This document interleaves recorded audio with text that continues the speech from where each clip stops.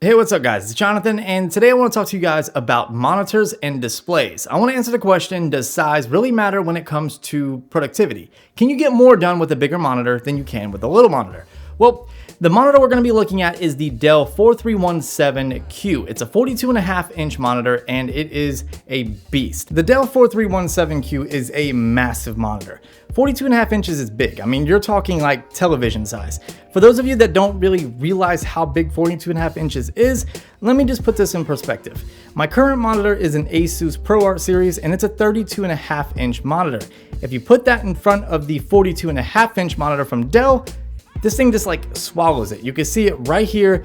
It's just massive. The monitor has a price point of $1,100, putting it in the premium market territory for the average consumer. Of course, you can spend a lot more money on monitors, especially when you get into like the professionally calibrated 10, 12, even 14-bit panels.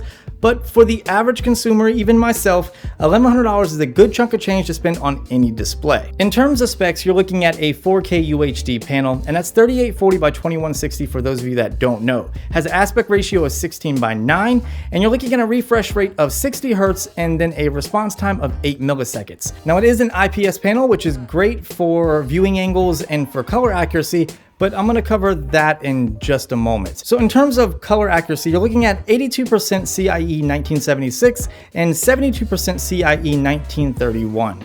Have no idea what this means. It's not Adobe RGB, it's not sRGB. I did a little research and most people say it's just Dell terminology. So if you have some clarification on this, let me know in the comment section, as I would love to know where they're getting these percentages from and how they go about getting this. In terms of port selection, you have a good bit. On the back side, you're going to find a power port, a VGA port, 2 HDMI MHL ports, 4 USB ports, a mini display port, and a standard display port. In order to get the full 60 Hertz refresh rate, you will need to connect to a display port, whether it's the mini or standard. So just bear that in mind as you hook this up to your computer. Now, one thing I don't like is the fact that this doesn't have any kind of media card slot. So you get no type of SD card slot support on this monitor, and that's a bit of a downer considering the overall size, plus the fact that you're spending $1,100 on a monitor. Now, one cool thing is the monitor does support VESA mounts. You have a 100 by 100 or a 200 by 200 option, or you could just use the stand that's included, which is what I did. The stand is of high quality and it does have a good bit of friction, I would say, so it's going to hold that display perfectly in place and you don't have to worry about any give or anything like that, which is more than what I can say about the monitor. The monitor itself is not very good in terms of construction. In fact, just taking it out of the box, I had to reposition and pop back on the back panel in some places because it was just popping off. Once the stand is installed on the monitor, you get 5 degrees of tilt and 10 degrees of backwards tilt. If you require quite a bit of adjustment and you're not using a VESA mount, just keep that in mind that you don't get that much with this monitor. Luckily, I was using a sit to stand desk, so it was easier for me to get my monitor in the correct position than it might be for you. Going back to the build quality, the front of my display had some distortion and some discoloration right there in the center bottom. If you look at it on a white screen, you can see it appears like the monitor or the panel is being pinched by the siding or the back panel. There's just quite a bit of discoloration going on here and I have no idea what was causing it. The menu, power, and volume buttons are located right there on the front of the display and they have a good tactile press to them. Using them has not been that bad, but there is noticeable lag and the menu set is pretty just plain Jane. The color profiles located in the menu set are absolutely atrocious. Trust me when I tell you that if you purchase this monitor, you will need to get some type of calibration tool.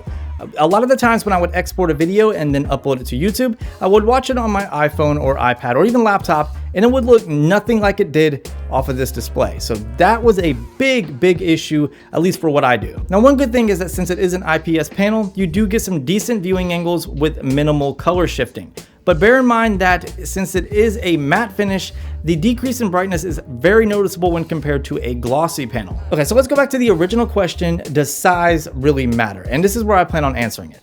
If you are someone that gets easily distracted from multiple windows or just have a ADD problem, and I'm not trying to be funny, this monitor or large monitors like this may not be suitable for you. If you are able to focus on a specific task without being bothered or distracted by having things, popped up in your vision, then yeah, this might be great for you. If you strive on productivity and you have to have multiple windows open, such as your email and then a document and then maybe some stocks, this is gonna be great for you. But if you do a lot of video work and photo work and you rely on a very accurate panel, then no, this is not going to be good for you. Gamers, you know who you are and you know what you need. I'm not a professional gamer, or do I game a lot, but having a higher refresh rate is going to be better for you. If this video helped you out, drop me a big thumbs up. If you're new here, subscribe to the channel for more content like this. If you're not new here, make sure you turn on those notifications so you can be alerted when a video drops. If you have any questions, hit me up on social or leave me a comment down below.